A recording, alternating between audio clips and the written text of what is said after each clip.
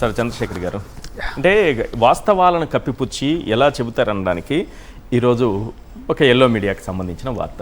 మీ కష్టం నాకు తెలుసు, నేను రైతు బిడ్డనే, మీకు అండగా ఉంటా. చంద్రబాబు లేఖ, నేటి నుంచి రైతన్నా మీకోసం, లాభసాటి సాగుకు పంచసూత్రాలపై అవగాహన. ఎంత అద్భుతంగా ఉంది సార్ వినడానికి. కానీ వాస్తవం, మరో దినపత్రిక వాస్తవం బయటపెట్టింది. ఏంటి, అన్నదాత సుఖీబాబు కింద 40,000 ఇవ్వాల్సి వస్తే ఇప్పటి వరకు ఇచ్చింది 10,000 ఇచ్చి 30,000 ఎగ్గొట్టి, ఇవి కాకుండా పంటల బీమా ఎత్తేశారు, ఇన్పుట్ సబ్సిడీ ఇవ్వట్లేదు, ధరల స్థిరీకరణ నిధులు లేదు, ఇవి చెప్పుకుంటూ పోతే చాలా. అంటే రాష్ట్రాన్ని ఎల్లో మీడియా కానీ చంద్రబాబు నాయుడు గారు వాళ్ళిద్దరూ కలిసి ప్రొజెక్ట్ చేస్తున్న విధానం ఏంటి, వాస్తవం ఏంటి? అందరికీ నమస్కారం సార్. ప్యానెల్లో ఉన్నటువంటి పెద్దలకి, సాక్షి టీవీ ప్రేక్షకులకి, వీక్షకులకి అందరికీ. చంద్రబాబు నాయుడు గారు గొప్పలు చెప్పుకోవటంలో సిద్ధహస్తుడు అనేది అనేక సందర్భాల్లో మనం చూసాం.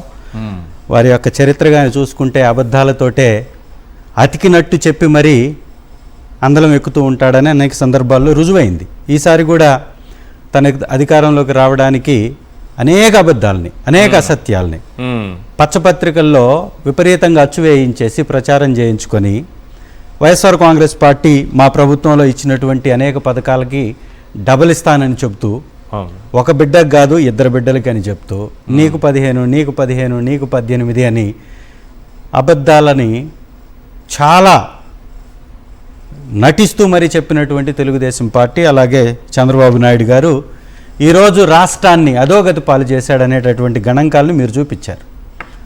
అన్నిట్లో ఫ్లాపే. ఆయన వ్యవస్థల్ని నిర్వీర్యం చేయడంలో అట్ర ఫ్లాప్ అవుతున్నాడని పదే పదే అనేక మీడియా వ్యవస్థలు చెప్పాయి. వైఎస్ఆర్ కాంగ్రెస్ పార్టీ నేతల మీద కేసులు పెట్టడానికి, వారిని ఇబ్బంది పెట్టడానికి, వాళ్ళని జైళ్లలో పెట్టడానికే పోలీస్ వ్యవస్థను వాడుతున్నారు అని చెబితే ఎవరు పట్టించుకోవాలా. ఇవాళ ఏం కనపడుతుంది, ఈ దేశంలోనే చిట్ట చివరి స్థానం, అంటే ఇంక కిందకి జారిపోవడానికి ఇంక స్థానమే లేదు. 36 రాష్ట్రాలు, అది కూడా కేంద్ర పాలిత ప్రాంతాలతో కలిపి ఆ చిట్ట చివరి స్థానమైనటువంటి 36వ స్థానంలోకి పడవేశాడు, నెట్టవేశాడు. అంటే ఆ వ్యవస్థను పూర్తిగా సర్వనాశనం చేశాడు.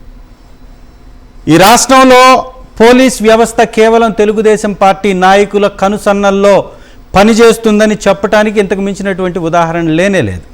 వాళ్ళ యొక్క నాయకుల యొక్క జాతకాలు చూస్తే, మరి ఏడీఆర్ రిపోర్ట్లో మీరు చెప్పినటువంటి విధంగా వాళ్ళ యొక్క కేసుల చిట్టా చూస్తే ఒక్కొక్కడికి 20 కేసులు పైన. చంద్రబాబు నాయుడు గారి పేరు మీద ఏకంగా 19 కేసులు, నిమ్మల రామానాయుడు గారి పేరు మీద 20 కేసులు. వీటి గురించి ఏదన్నా ఆరా తీస్తున్నారా, వీటి మీద ఎంక్వైరీ చేస్తున్నారా, వీటి మీద ఏమన్నా చర్యలు తీసుకున్నారంటే శూన్యం. ఇది క్రిమినల్ కేసులేనా? అవి అన్ని క్రిమినల్ కేసులు. అన్ని క్రిమినల్ కేసుల్లో ఎవరెవరి పైన ఎన్ని ఉన్నాయని. కానీ మాటిచ్చి తప్పడం అనే కేసులు పెడితే ఎన్ని కేసులు పెట్టాలి సార్? 100 కేసులు. మాటలు, అబద్ధాలు సరిపోదు, వీటిపైన కేసులు పెడితే ఇది ఏం కేసు? చంద్రబాబు నాయుడు గారి మీదే 19 కేసులు అయితే ఒక మంచి సామెత ఉంది, ఆవు చేలో మేస్తే దూడ గట్టును మేస్తుందా అని. మరి వీళ్ళ ఆవే 19 కేసులతో నేరాలలో టాప్లో ఉంటే వాళ్ళ నాయకులు ఎక్కడుంటారు? మరి అధినాయకుడి యొక్క పరిస్థితి ఇది. ఈ రాష్ట్రంలో అన్ని వ్యవస్థల్ని లాస్ట్లో పెట్టినటువంటి చంద్రబాబు నాయుడు గారు కొన్ని వ్యవస్థలను టాప్లో పెట్టాడు. ఆ టాప్లో పెట్టినటువంటి ఏంటి అంటే, అప్పుల్లో టాప్, నేరాల్లో టాప్, హత్యల్లో టాప్, అత్యాచారాల్లో టాప్, అబద్ధాలు చెప్పటంలో టాప్. ఈ రాష్ట్రంలో ఉన్నటువంటి ప్రతి ఒక్క వ్యవస్థని ప్రైవేట్ వాళ్ళకి అమ్మేయడంలో టాప్. జగన్మోహన్ రెడ్డి గారు ఆ రోజు వైఎస్ఆర్ కాంగ్రెస్ పార్టీ అధికారంలో మొట్టమొదటిసారి వచ్చిన తర్వాత ఈ దేశంలోనే పేద విద్యార్థుల్ని ఐక్యరాజ్య సమితికి పంపించటంలో ముందుండి పేద విద్యార్థులకు కావాల్సినటువంటి విద్యాలయాలు, మోడల్ స్కూల్స్ మా గవర్నమెంట్లో ఎన్ని వచ్చాయి సార్? ఈ గవర్నమెంట్లో ఒక్కటి తెచ్చారా? ఒక్కటి. కేంద్రం తరఫు నుంచి వచ్చేటటువంటి విశ్వవిద్యాలయాలు ఇప్పుడు ఒక్కటన్నా తీసుకొచ్చారా?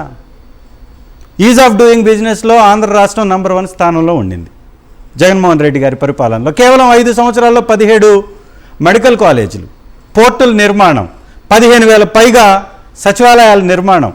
ఈ భారతదేశ చరిత్రలో గవర్నమెంట్ విశ్వవిద్యాలయాలు కావచ్చు, గవర్నమెంట్ వ్యవస్థలు ఏవైనా ఒక్క సంవత్సరంలో ఒక 10,000కి మించి కట్టిన చరిత్ర ఉందా? ఒకే ఒక్క వ్యవస్థ, సచివాలయ వ్యవస్థ అనేటటువంటి వ్యవస్థలో 15,000 సచివాలయాలు కట్టారు, 10,000 పైగా రైతు భరోసా కేంద్రాలు, విలేజ్ క్లినిక్లు 10,000 పైగా విలేజ్ క్లినిక్లు. అంటే ఒక్క విలేజ్కి మీరు వెళితే 4-5 ప్రభుత్వ వ్యవస్థలు కొత్తగా నిర్మించబడ్డ భవనాలు కనపడేది, స్కూళ్ళ నిర్మాణం కనపడేది, స్కూళ్ళలో ఆధునీకరించినటువంటి వ్యవస్థలు కనపడేవి, బాత్రూమ్స్ దగ్గర నుంచి స్కూల్ కాలేజీలు దాకా లోపల ఉన్నటువంటి క్లాస్ రూమ్స్ అన్నీ కూడా తీర్చిదిద్దబడ్డాయి. ఇవాళ దేశంలో అత్యధిక పెట్టుబడులు సాధించినటువంటి రాష్ట్రం వైఎస్ఆర్ కాంగ్రెస్ పార్టీ హయాంలో ఆంధ్ర రాష్ట్రం. అతి ఎక్కువ నేషనల్ హైవేలు సాధించినటువంటి రాష్ట్రం ఆంధ్ర రాష్ట్రం. శ్రీ జగన్మోహన్ రెడ్డి గారి సారథ్యంలో వచ్చింది. ఇప్పుడు మా నియోజకవర్గం ఉంది, మాచర్ల నుంచి ఎర్రగొండపాలెంకి రోడ్డు నేషనల్ హైవే మా హయాంలో వచ్చింది.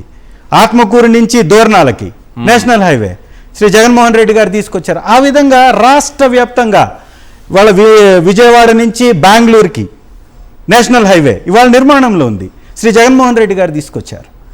ఇన్ని నేషనల్ హైవేలు, చాలా కొత్త కొత్త వ్యవస్థలు, అనేకమైనటువంటి సూక్ష్మ పరిశ్రమల్ని తీసుకొచ్చి వైఎస్ఆర్సీపీ అధికారంలో ఉన్నప్పుడు లక్షల మందికి ఉద్యోగాలు ఇస్తే ఇవాళ చిన్న ఉద్యోగం ఇవ్వకుండా ఉద్యోగాలు ఇచ్చేసామని చెప్పేస్తాడు.